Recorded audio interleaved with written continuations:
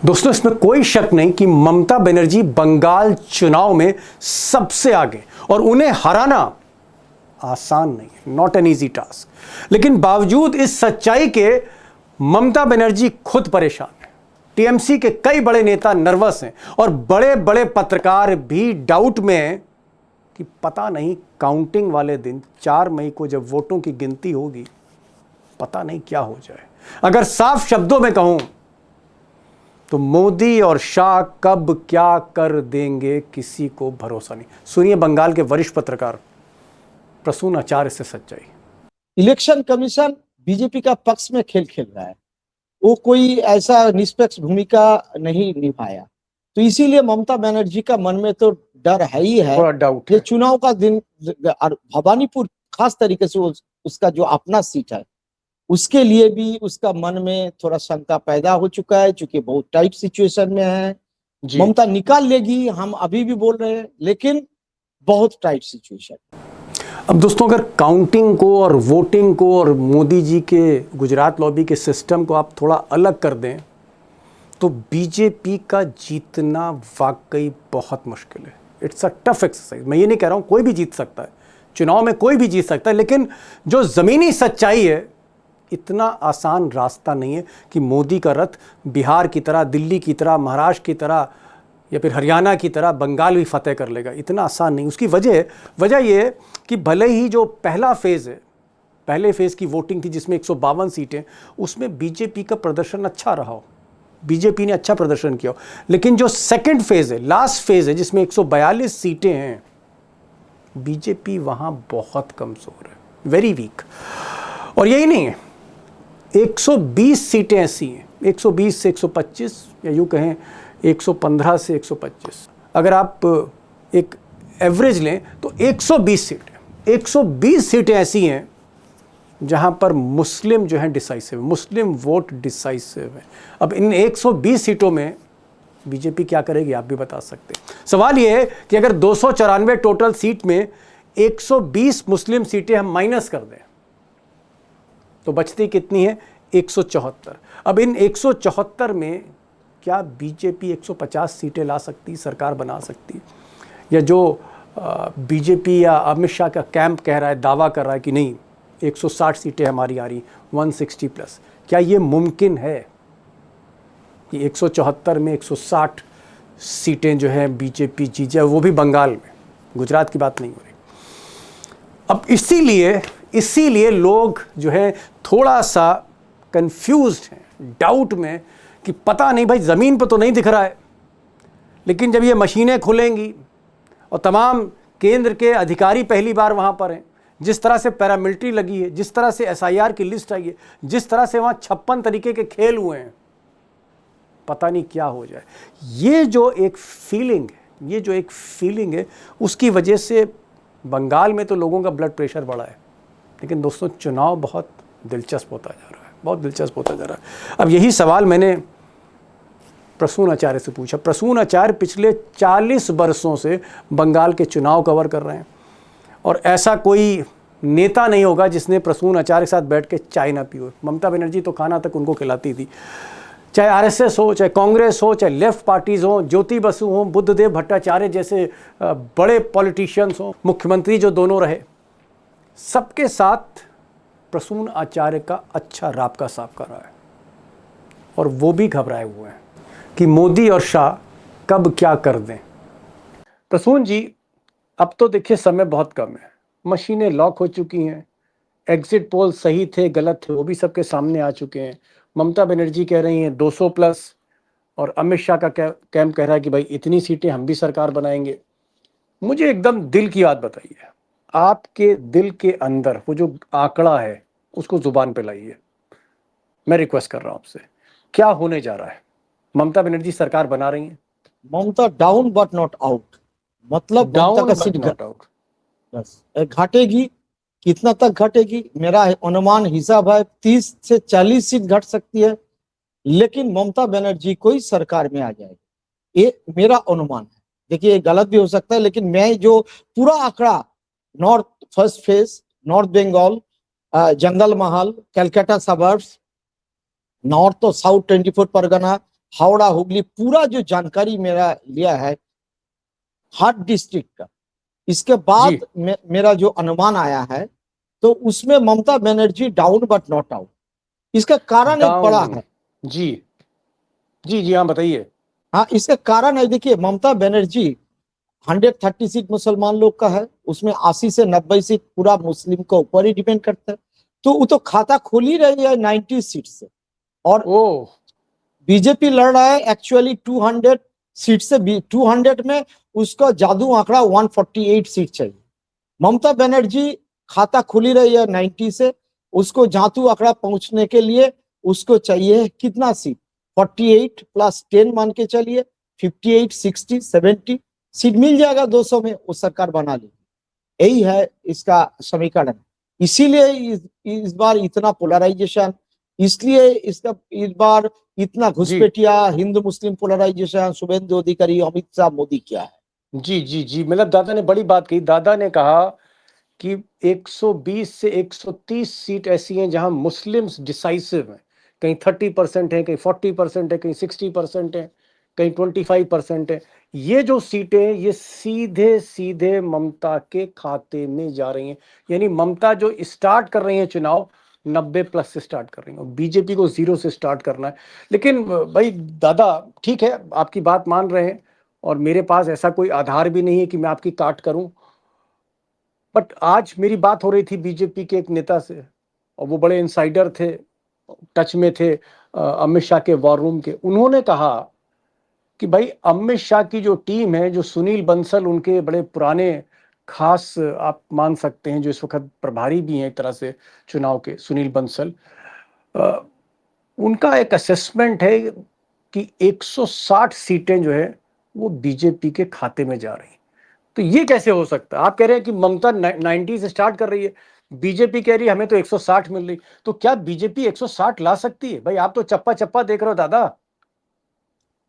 सुनील बंसल का रिपोर्ट है जो है, यहाँ बंगाल का जो बीजेपी का 4 लीडर है, जैसा स्टेट प्रेसिडेंट शमी भट्टाचार्य है, जी शुभेंदु अधिकारी है leader of opposition, Dilip Ghosh है जो पहले वाला था वो 77 तक पहुंच दिया था, एक सुकांत मजूमदार है। जी शुभेंदु हाँ अधिकारी का ये जो 160 और 170 बोल रहा है, ये शुभेंदु अधिकारी का आंकड़ा है। शुभेंदु ओके। अधिकारी इस आंकड़ा को अमित शाह को बोले थे जो 190 तक पहुंच जाएगा हम लोग, अभी तो आंकड़ा घटाया है। हम्म। लेकिन बाकी जो 3 दिग्गज लीडर है उसका पास जो आंकड़ा है, फिर आरएसएस का भी जो आंकड़ा है, हम भी बात कर चुके हैं, उस आंकड़ा 120 का ऊपर किसी प्रकार से नहीं जा रहा है। अरे बाप रे बाप। पता आप नहीं कह है, रहे हैं। पता नहीं है हिंदू, वो भी हिंदू काउंसिल, हम ये नहीं बोल रहे जो ममता बनर्जी का फेवर में कोई हवा है, हम बोल रहे जबरदस्त एंटी इनकम्बेंसी है। मैं बोल रहा हूं जो 30 से 40 सीट ममता बनर्जी हार सकती है, फिर भी ठीक है, बीजेपी का सरकार बनाना मुश्किल है। 30 से 40 सीट, यानी पिछली बार 200+ थी ममता, 30 से 40 सीट नीचे आ रही। दादा कह रहे हैं कि भाई ममता बनर्जी कहीं ना कहीं 170 180 सीटें 190 तक ला सकती हैं और बीजेपी किसी सूरत से 120 के ऊपर नहीं जा रही। चलिए भाई मान लिया, दादा मान लिया हमारे पास। मैंने कहा ना आपकी काट करना मतलब आपके तजुर्बे की काट करना है। मतलब जो देखिए आदमी देखिए 40 साल देखिए से, जो देखिए आदमी देखिए 40 साल से बंगाल कवर कर रहा हो, जिसको ममता बनर्जी थाली में खाना परोस के देती हो, या फिर जितने बीजेपी के नेता हैं आपके साथ चाय और बिस्कुट जो है खाते हो, अभी नहीं है ना? खाते हैं, जी अभी नहीं उतना खाते तो हैं। सबके टच में आप रहते हैं, सबके टच, सब आपको अच्छा, इज्जत से देखते हैं एक और डिस्क्लेमर आप है जैसा दीपक, ईमानदार पत्रकार दी, बड़ी मुश्किल से पैदा होता है। मैं ये दीपक जी, जानना चाह रहा हूं जी। दीपक जी एक डिस्क्लेमर है। मैं 2024 का आप ही का चैनल का माध्यम से बोला था 240 और बंगाल में 29 टीएमसी और बीजेपी 12, वो सही हो गया ठीक है, सही क्योंकि हुआ। मेरा पास जो रिपोर्ट है। लेकिन हम तो कोई, मैं तो ग्राउंड रिपोर्ट को भरोसा करते हैं, अभी जो अरे रिपोर्ट है। भाई लेकिन इस बार अगर आप दिन अगर रात एक एक जिले एक एक सीट पर रिसर्च करते हो, मुझे पता है। रात में 2-2 बजे तक रिसर्च करते हो। मैं पूछ रहा हूं कि आप ये क्यों कह रहे हो कि 120 सीट से अमित शाह आगे नहीं बढ़ सकता? एक दो इसका पॉइंट तो कारण, बताइए।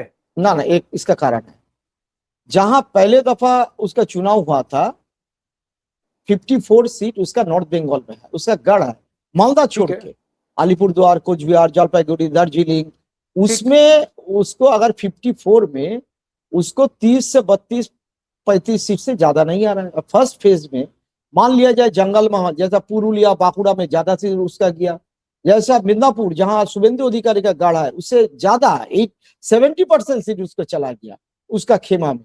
तब भी हम दे रहे हैं जो 152 में फर्स्ट फेज का मालदा, मुर्शिदाबाद, नॉर्थ दिनाजपुर तीनों मुस्लिम बहुल इलाका छोड़ के बीजेपी को 80 सीट, जो 80 सीट उसको पहले दफा जो आंकड़ा है वो मिलेगा, तब दोबारा जो सेकेंड फेज है 142 जहां उसका सिर्फ 17 सीट था। अब दोस्तों आप ये फिगर देखिए जो दादा बता रहे हैं।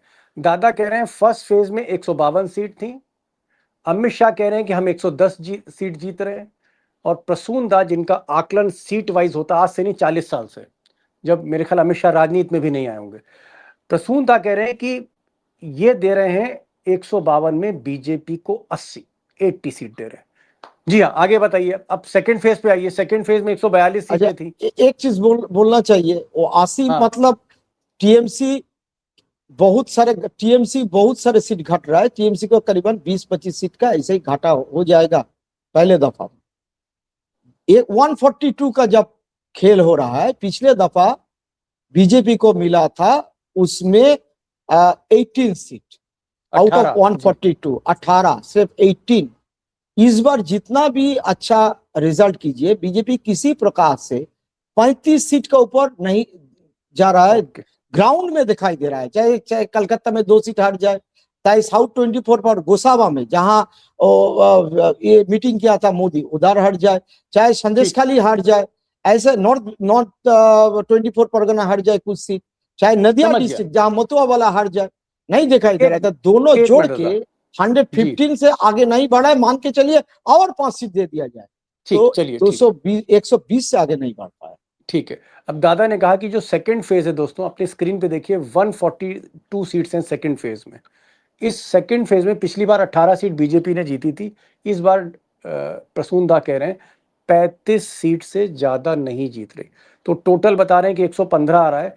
5 सीटें दादा ग्रेस में दे रहे हैं कि भाई चलो भाई 4-5 सीट हम और दे रहे हैं, तो 120 के टोटल पे दादा पहुंचे। चलिए दादा, अब असली सवाल पे आते हैं। ये तो चलिए कहानी हो गई, असली सवाल पे आ रहे हैं।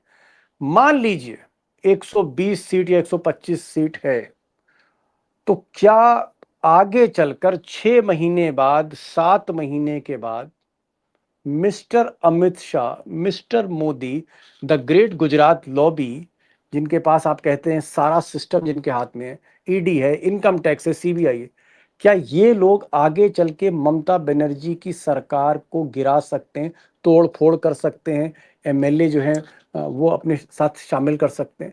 ऐसा कुछ हो सकता है क्या, ये मुझे बताइए। अगर 120 तो के आसपास पहुंची बीजेपी, ये असंभव है नहीं। एक चीज असंभव नहीं है, असंभव, इट इज नॉट इम्पॉसिबल। इसका मतलब संभव है। आप संभव है, इसका मतलब यही कहिए ना। अरे जो चीज असंभव नहीं इसका मतलब वो संभव है। हाँ, हर एमएलए का जो इनकम टैक्स वाला फाइल खुलना शुरू हो गया प्रोबेबल विनिंग कैंडिडेट को। आप ही ने बताया था सबसे पहले। हाँ बताया था। लेकिन और एक चीज पिछले 24 घंटा में हुआ, 29 तारीख चुनाव में जो मिडिल टायर पुलिस ऑफिसर माने सब इंस्पेक्टर इंस्पेक्टर जिसका रुख पे था, तृणमूल का पीटा था, कल 30 और एक आज 2 तारीख हुआ, 3 दिन में उसका भी चेहरा चेंज हो चुका है। वो फोन करके बता रहा है टीएमसी वाले को, देखिए हमारा ऊपर बहुत प्रेशर था चुनाव का कराने का, भाई सस्पेंड ना हो जाए, तो जो भी मेरा भूमिका था उस दिन हो गया खत्म, अभी आज से हम तुम्हारा आदमी है। तो इसीलिए आज से बीजेपी का शिकायत है, भाई पुलिस तो हमारा बात नहीं सुन रहा था, चुनाव का दिन तक सुने, आज से अचानक क्या हो गया। एक बड़ी खबर प्रसूनदा बता रहे हैं दोस्तों। इनका ये कहना है कि भाई जो बंगाल पुलिस थी, जो ममता बनर्जी के नाक के नीचे थी, उनके हाथ में थी, ये बंगाल पुलिस जब माहौल देख रही थी अमित शाह और मोदी का, तो ये शिफ्ट कर गई थी बीजेपी की तरफ। लेकिन पिछले 2 दिन से बंगाल की पुलिस जो है कहीं ना कहीं inspector, sub inspector, deputy SP inspector, ये जो रैंक है मिडिल टायर रैंक जो है, ये सब के सब वापस टीएमसी की तरफ झुक गए हैं, क्योंकि पुलिस सबसे पहले हवा का रुख भांप लेती है। पुलिस वाले, ये तो मानना पड़ेगा कि जो दरोगा होता है, कोतवाल होता है, वो भांप लेता है सबसे पहले क्या होने जा रहा है। तो पुलिस वापस ममता के चरणों में ये बता रहे। इसका मतलब आप ये कह रहे हैं कि ममता आपको जीतती हुई आगे दिख रही हैं। मेरा सवाल था कि 120 सीट के ऊपर लाते हैं तो क्या ममता की सरकार गिर सकती है? आपका कहना है सरकार गिर सकती है। इसका मतलब क्या हुआ? इसका मतलब यह है कि 4 मई के बाद जो भी नतीजा आए, कुछ दिनों के बाद ईडी और इनकम टैक्स और सीबीआई का खेल होगा कलकत्ते में फिर से। ये तो जरूर होगा, ये तो चल ही रहा है। चुनाव का बाद भी उसका मिनिस्टर सुजीत बासु को परसों कल बुलाया था उन लोग ईडी में, 9 घंटा उसका पूछताछ किया। जब सुजीत बसु बाहर निकले, लोग पूछने लगा कि भाई क्या हुआ, बोला भाई हम बिजनेस करते हैं, बिजनेस करना कोई गुनाह है क्या इस देश में, टैक्स मतलब देते हैं, ईडी बिजनेस करते हैं। अभी भी मतलब ममता बनर्जी के जो मंत्री हैं, उनके विधायक उनके पीछे पड़ी हुई है। हाँ, 30-29 तारीख चुनाव खत्म हुआ, 30 तारीख सुबह बुलाया। लेकिन पुलिस का एक चीज आपको बताते हैं, बहुत इंटरेस्टिंग बात है। ममता बनर्जी का जहाँ घर है, उस थाना का नाम भवानीपुर है। पहले एक पुलिस ऑफिसर उसको उसी बनाया गया था चुनाव का पहले। बाद में शुभेंदु अधिकारी कहा ये तो ममता का फेवर में है, उसको बदल के तुरंत चुनाव का कुछ दिन पहले दूसरे एक गौतम करके एक पुलिस ऑफिसर को नियुक्ति किया। और बकाया चुनाव खत्म हो चुका है, वो फिर एक फोटो डलवा दिया हाथ में गन लेके, जे आई एम हाँ, देखा वेटिंग मैंने। For the change. उसका अभी आज निलंबित कर दिया और दोबारा दूसरा पुलिस को लेके गया है। पुलिस ऑफिसर लोग जो चुनाव का दिन, चुनाव का 3 दिन पहले जिसका उसका रूप था, वो फोन करके व्हाट्सएप में बोल रहे हैं लीडर लोग का, लोकल टीएमसी लोगों को, देखिए भाई उस दिन तो मेरा दूसरा ढंग था, क्योंकि नौकरी बचाना है ना, बाल बच्चा है घर ठीक में। है। तो ओके इसका ओके। मतलब अभी भी एक सेंस पुलिस के अंदर में भी है, ये चेंज का हवा उतना तेज नहीं है। समझ चेंज गया। पुलिस को भी लग रहा है, पुलिस को भी लग रहा है, जो पत्रकारों को लग रहा है बंगाल के, वही बंगाल की पुलिस को लग रहा है कि ममता बनर्जी को हराया नहीं जा सकता। बीच में इलेक्शन कमीशन का उन पर प्रेशर था, थोक के भाव जो है, ट्रांसफर तबादले हो रहे थे, एक्शन हो रहा था, पुलिस वाले सस्पेंड किए जा रहे थे। इसलिए डर के मारे पुलिस वाले अमित शाह और उनके सिस्टम के आगे नतमस्तक थे, झुके हुए थे। लेकिन अब दोस्तों एक बार फिर से पुलिस ममता बनर्जी की तरफ फिर से वही पुरानी वफादारी दिखा रही। चलते चलते दादा एक सवाल बता दीजिए, जवाब दे दीजिए उसका, क्योंकि आप बहुत बिजी हैं और आपके घर के अभी बाहर भी 2-4 टीवी वाले खड़े होंगे, तो मैं इसलिए सिर्फ आपका 1 मिनट लूंगा। ये बताइए, और अंदर की बात बताइएगा, क्योंकि आप ममता बनर्जी से डायरेक्ट टच में रहते हैं, आप बताते नहीं हैं इसको। मुझे एक छोटे से सवाल का जवाब दीजिए, क्या काउंटिंग को लेके 4 मई को जब काउंटिंग होगी और सेंट्रल के बहुत से ऑफिसर्स आए, क्या ममता बनर्जी को थोड़ा सा डाउट हो रहा है कि कुछ गड़बड़ हो सकता है काउंटिंग के दिन? थोड़ा सा मतलब ममता बनर्जी ना ना, वो थोड़ा तो सा क्या नर्वस है ना, है? नर्वस तो है ही है, नर्वस है ही है। क्योंकि गोटा चुनाव प्रकरण देखिएगा, पिछले 4 महीने से इलेक्शन कमीशन बीजेपी का पक्ष में खेल खेल रहा है, वो कोई ऐसा निष्पक्ष भूमिका नहीं निभाया। तो इसीलिए ममता बनर्जी का मन में तो डर है ही है। थोड़ा डाउट ये है। चुनाव का दिन, और भवानीपुर खास तरीके से उसका जो अपना सीट है, उसके लिए भी उसका मन में थोड़ा शंका पैदा हो चुका है, क्योंकि बहुत टाइट सिचुएशन में है। जी। ममता निकाल लेगी, हम अभी भी बोल रहे हैं, लेकिन बहुत टाइट सिचुएशन। Right situation. एक बड़ी बात कही उन्होंने, कहा कि ममता जीतती हुई दिख रही हैं। दादा खुद पिछले 40 वर्षों से एक एक सीट का हिसाब करते हैं, बहुत बड़ा नेटवर्क है इनका, और इनके प्रिडिक्शन ज़्यादातर सही होते हैं, रात दिन यही लगे रहते हैं, कागज पेंसिल कागज पेंसिल। इनका कहना है कि भाई जीतेंगी ममता बनर्जी, ऐसा उन्हें लगता है, इनका कागज बोलता है। लेकिन ममता बनर्जी भी नर्वस हैं इलेक्शन कमीशन को लेकर, काउंटिंग को लेकर, और कहीं ना कहीं दादा भी थोड़ा दिल में धुकधुकी दादा के है ना। दादा थोड़ा सा पोज कर रहे हैं कॉन्फिडेंट, लेकिन धुकधुकी है दादा के कि पता नहीं क्या अमित शाह कौन सा खेल कर दे, भरोसा नहीं है। सच है ना, किसी को एकदम भरोसा नहीं है। बिल्कुल आप सही बताया। और हम लोग का जो ग्राउंड रिपोर्टिंग है, इसका बाद वो नतीजा ऐसा नहीं मिले, लेकिन बिहार में ऐसा हुआ, उसका कारण दूसरा था। बिहार में उसका हम्म। हर जगह उसका उतना काउंटिंग एजेंट और जी जी जी। उसका कैडर बेस था नहीं, लेकिन ममता बनर्जी का है, गांव में भी है। है। चलिए दादा, बहुत बहुत शुक्रिया आप आए। 2-3 बातें आपने बड़ी अच्छी कही कि भाई जीत ममता की, लेकिन थोड़ा सा नर्वसनेस है, क्योंकि ये जो गुजराती लॉबी का सिस्टम है, ये सिस्टम कितना गहरा है, इसकी था क्या है, कोई समझ नहीं पाए कब क्या कर दें। भाई हरियाणा जीत लिया, महाराष्ट्र जीत लिया, दिल्ली जीत लिया, बिहार जीत लिया, अब बंगाल भी जीत सकते हैं, लेकिन दादा कह रहे हैं कि नहीं, ओनली ममता। चलिए भाई, बहुत बहुत शुक्रिया, थैंक यू सो मच दादा for joining this programme, thank you so much.